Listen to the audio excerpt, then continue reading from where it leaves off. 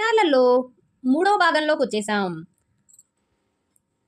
లోకధర్మాన్నే ఎదిరించిన అపార భక్తుడు ఇయర్ పగై నాయనార్ చరిత్ర. నాయనార్ల జీవిత చరిత్ర. శివునిపై అచంచలమైన భక్తికి, త్యాగానికి నిలువుటద్దం. 63 మంది నాయనార్లు. వారి భక్తి మార్గాలు వేరైనా గమ్యం ఒకటే, శివ సాయుధ్యం.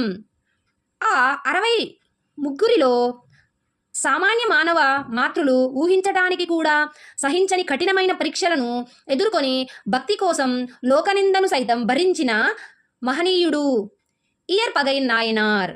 జననం మరియు కఠిన వ్రతం.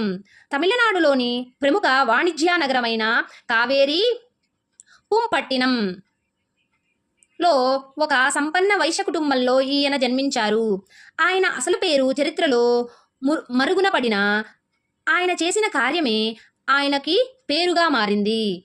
ఆయనకు శివుడంటే అమితమైన భక్తి. శివభక్తులు శివనడియాలు ఇంటికి వస్తే సాక్షాత్తు శివుడే వచ్చినట్లుగా భావించేవారు. ఆయన జీవితంలో ఒక కఠినమైన వ్రతాన్ని చేపట్టారు. శివచిహ్నాలు ధరించిన భక్తులు ఎవరు వచ్చి ఏమి అడిగినా లేదనకుండా ఇవ్వాలి. ఇదే ఆ వ్రతం.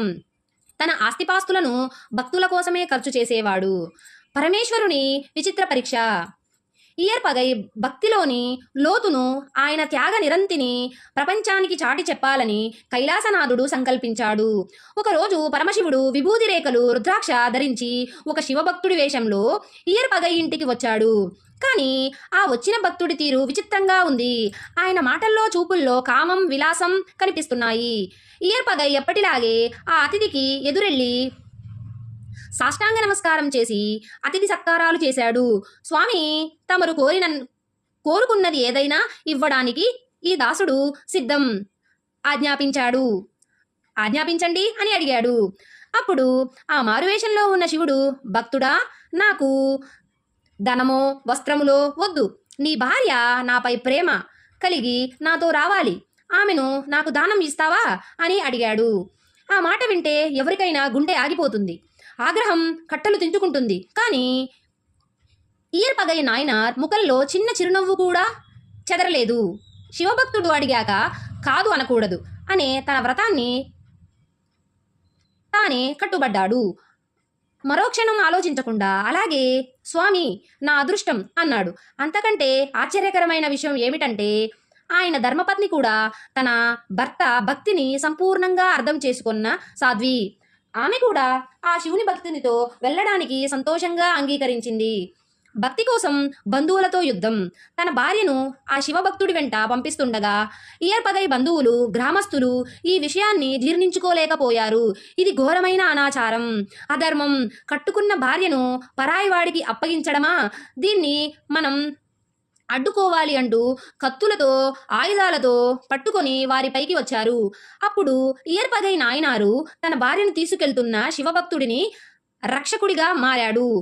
నా వ్రతానికి అడ్డు వస్తే అది ఎవరైనా సరే వదిలిపెట్టను అంటూ తన కత్తిని దూశాడు.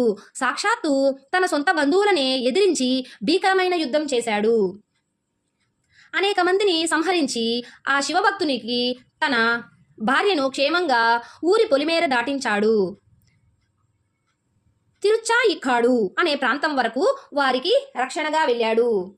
ఇయర్ పగై నామ సార్థకత ముక్తి.